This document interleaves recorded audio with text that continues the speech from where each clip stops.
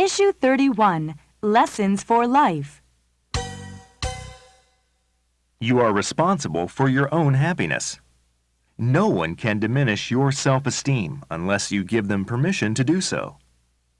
People won't stay mad at you for long if you say, "I blew it, and I'll try to make amends." When something is troubling you, talk about it to people you trust instead of trying to cover it up.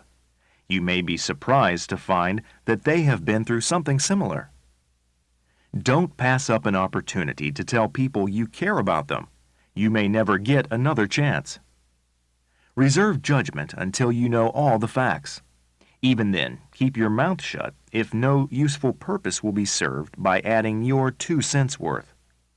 Be grateful for your good health and the health of those you love.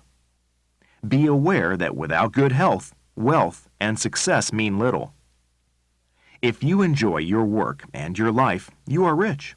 If you aren't happy with either, how can money help? If you have had a rotten day, don't take it out on others. Simply say tomorrow is sure to be better. Don't be afraid to try what you think you can't do. However, if you fail, leave from your mistakes and try again. Try to pull together the best overall package of ambition, kindness, consideration, self-esteem, and intelligence you can. Otherwise, you'll spend your life alone. Spend time with your spouse and children. You can respect and learn from people even if you don't like them. You can learn something from anyone because every person in the world knows something that you don't. Comprehension. 1. What attitude should we cultivate to deal with having a rotten day? 2. Why can we always learn something from others?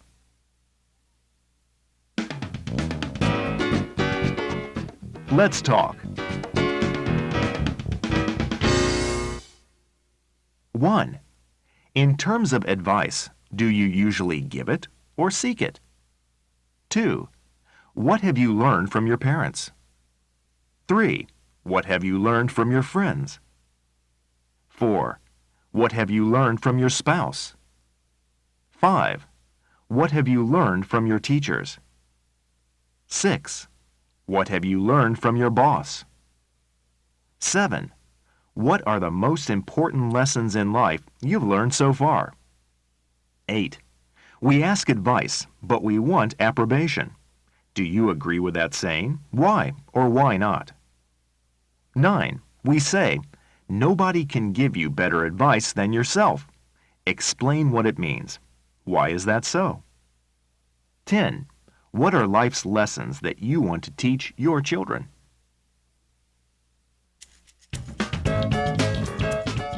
Opinion samples.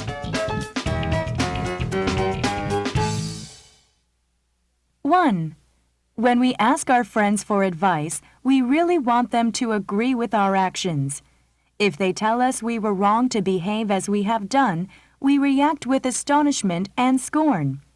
If they respond sympathetically, we not only feel justified but happy in the wisdom of our friends. This hunger for approbation is probably strongest when we feel the most doubt about our own actions. If we are genuinely comfortable with our decision, we don't need external approval. A good conscience sleeps soundly, but a doubtful one will disturb the entire night.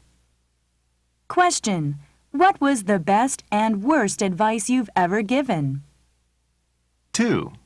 An ongoing debate within liberal democratic governments is where to draw the line between freedom and authority. Well-meaning officials may seek to pursue policies that are in the best public interest, based on expert analysis. Oftentimes, these programs will prove highly successful in accomplishing their purposes, and areas such as environmental protection, civil rights, and education have benefited greatly from social intervention.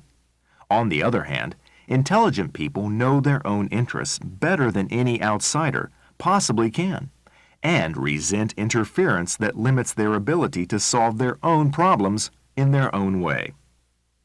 Question: Are there any personal behaviors that do not harm anyone else? Which society has the right to regulate? Issue 31, Lessons for Life. Let me tell you what you should do. How can you possibly know that? It seems to me that I'm the only one who can make that decision. Because of my experience, expertise, and authority, I possess the final answer. But you do not walk in my shoes or see the situation through my eyes. You may have a very sound position on the problem in the abstract, and I'd certainly be willing to hear you out, but I'm the one who has to live with the results of my actions, not you. You are too caught up in the process to look at the issue in an objective, dispassionate manner. That is why you need outside expert advice. The personal aspect of the situation is precisely the reason why external guidance is irrelevant. No, you can't see the forest as a whole because you only see the trees in front of you. Your perspective is too narrow, and you are emotionally too close to the problem. You need a broader, more comprehensive point of view. It is not just an exercise in cold logic. My whole life and the way I live it are at stake. The consequences and benefits are all mine to bear or enjoy, no one else's. That's why I have to make up my own mind. You feel that way now because you are so caught up in the situation. But later, you will come to see that I am right after all. Trust me. Trust is a fine attitude, but it pales next to individual accomplishment. Trust is for children. Foresight and determination are for everyone else.